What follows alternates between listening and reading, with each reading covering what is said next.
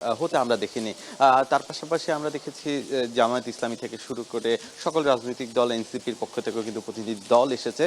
সবকিছু মিলিয়ে কিন্তু হচ্ছে আজকের যেই বিষয়টি, দুটি বিষয় নিয়ে মোট তিনটি বিষয় নিয়ে আলোচনা কথা থাকলেও দুটি বিষয় নিয়ে আলোচনা হবার কথা জানিয়েছে ডক্টর আলী রিয়াজ।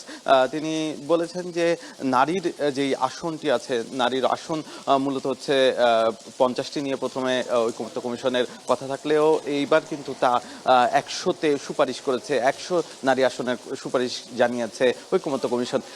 এই বিষয়ে কিন্তু হচ্ছে অনেকাংশেই বিএনপির সাথে একমতের জায়গায় পৌঁছাবে কিনা সেটি কিন্তু হচ্ছে বোঝা যাবে আরো কিছুটা সময় পর, হয়তোবা দুপুর নাগাদ তাদের আলোচনা শেষ হবে। বিএনপি, এনসিপি এবং যারা বড় রাজনৈতিক দল আছে, জামাত ইসলাম থেকে শুরু করে সবগুলো রাজনৈতিক দলের প্রতিনিধি যেহেতু উপস্থিত আছে, বিএনপির বড় সিনিয়র যারা নেতা আছে তারা হয়তো কিছুক্ষণের মধ্যে উপস্থিত হতে পারে। এই বিষয়ে একটি আলোচনা বা ঐক্যমত্য কোন দিকে গেছে সেটি কিন্তু আমরা জানবো দুপুর নাগাদ।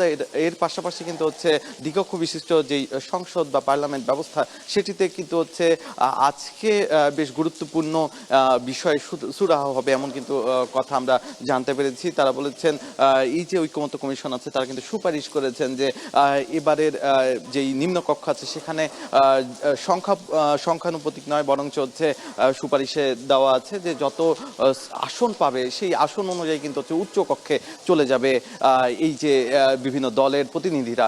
এইভাবে কিন্তু উচ্চ কক্ষ সাজানো হয়েছে। এর আগে কিন্তু সংখ্যানুপাতিকভাবে সাজানোর কথা থাকলেও এবার কিন্তু ভিন্ন ভাবে সাজানো হয়েছে সুপারিশে আমরা লক্ষ্য করেছি। এবং এই বিষয়টি সুরাহা হওয়ার কথা রয়েছে, যেহেতু বিএনপি অনেকটাই একমতে লক্ষ্য করেছি। বিএনপি এই প্রসঙ্গে অনেকটাই হচ্ছে একমত, এবং তার পাশাপাশি জামাত ইসলামীর পক্ষ থেকে একটি দ্বিধার কথা প্রকাশ করেছিল এর আগে, কিন্তু এইবার হয়তোবা একটি সুরাহা আমরা লক্ষ্য করতে পারি। আমরা ইতিমধ্যে দেখছি যে বিএনপির সিনিয়র নেতৃবৃন্দ এখানে এসে উপস্থিত হয়েছেন। আশা করি এই আলোচনা ঐক্যমত্যের দিকেই নিয়ে যাবে। এই ছিল আমার কাছে ঐক্যমত্য কমিশন থেকে সর্বশেষ।